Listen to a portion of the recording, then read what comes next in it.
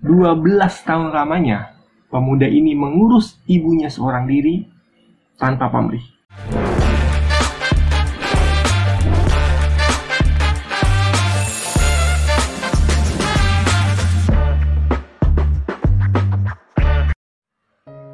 Beberapa waktu belakangan kita dihebohkan dengan berita ditemukannya seorang ibu yang hidup seorang diri di rumah besar tak terurus. Dan ternyata ibunya tidak hidup seorang diri, namun ada satu anak yang membantu dia untuk menjalani kehidupannya. Nama anaknya adalah Tiko.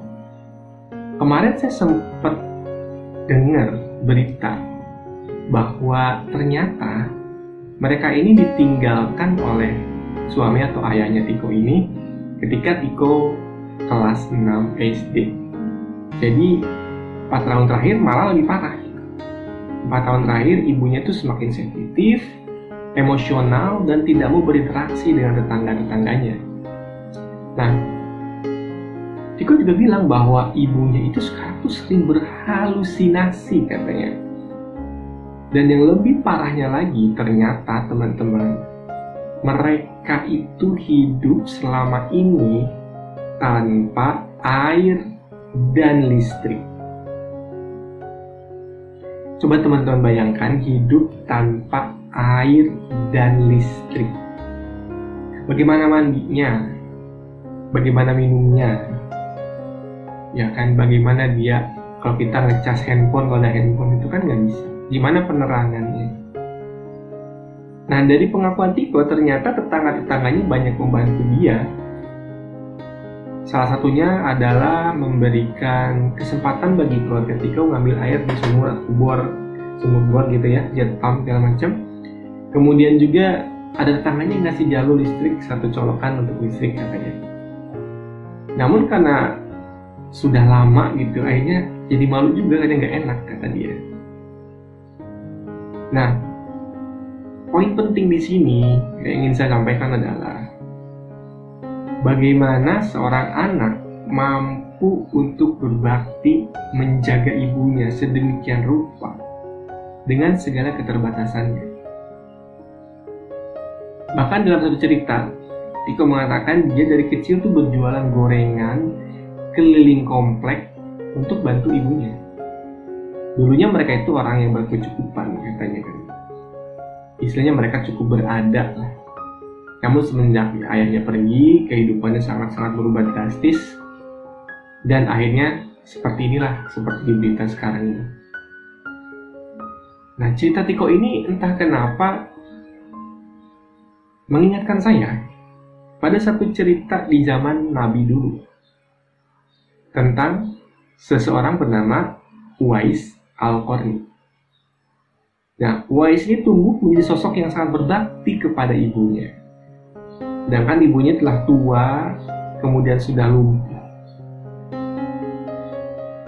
Ia bahkan istilahnya kekurangan dalam segi ekonomi, Uwais Al-Qarni juga. Tapi ibunya itu punya satu mimpi, punya satu angan-angan, ingin berhaji ke Mekah. Jadi Uwais ini hidupnya di Yaman ya teman-teman. Nah, karena Uwais itu tidak punya uang, tidak punya kemampuan finansial untuk berangkat ke Mekah, akhirnya dia berinisiatif untuk menggendong ibunya dari Yaman menuju Mekah. Dua kisah ini menurut saya sangat luar biasa. Karena tidak semua orang mampu untuk seberdedikasi itu ya dalam berbakti. Mereka mampu dan survive dengan kondisi yang memprihatinkan dengan tetap memperhatikan ibunya terutama. Point of view saya adalah bahwa kita itu harus meneladani sikap Tiko dan Uwais Al-Qarni ini. Bagaimana mereka berbakti kepada ibunya, berbuat sekuat tenaga untuk bisa melindungi ibunya, membahagiakan ibunya, apapun yang terjadi, gitu. Bahkan kalau kita lihat di TV ya, gimana Tiko itu sangat sedih ketika ibunya dibawa gitu. Karena saking mungkin dia sayang banget ibunya dibawa seperti itu. Tapi ya itu mungkin yang terbaik ya untuk kehidupan Tiko selanjutnya.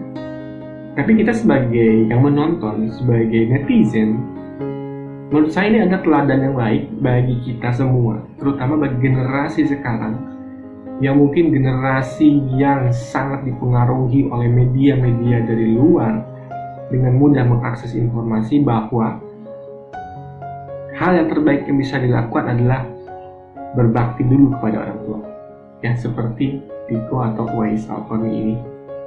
Kemudian saya sih berharap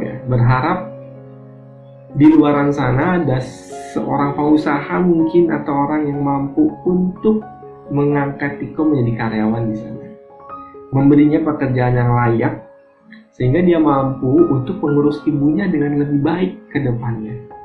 Mudah-mudahan saya berdoa semoga ada dibukakan jalan, semoga ada yang mendengar dan ada yang ingin mengulurkan tangan untuk membantu memberikan pekerjaannya pada Tiko untuk kehidupan yang lebih baik lagi.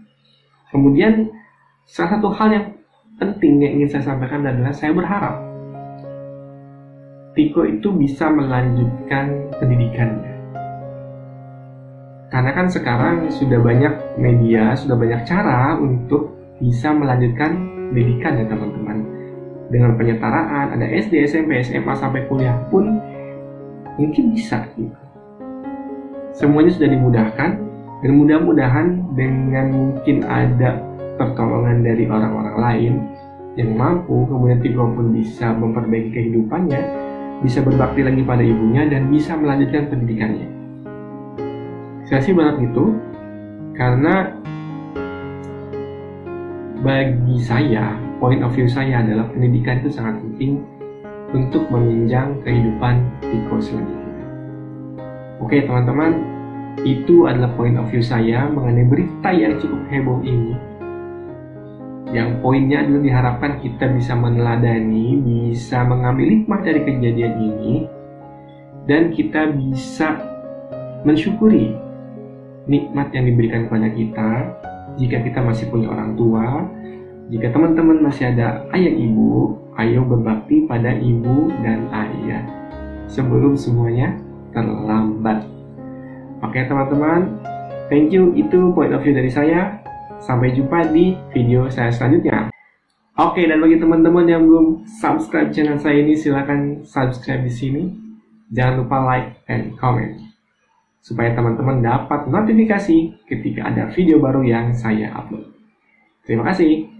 See you next time. It's Randy. Peace out.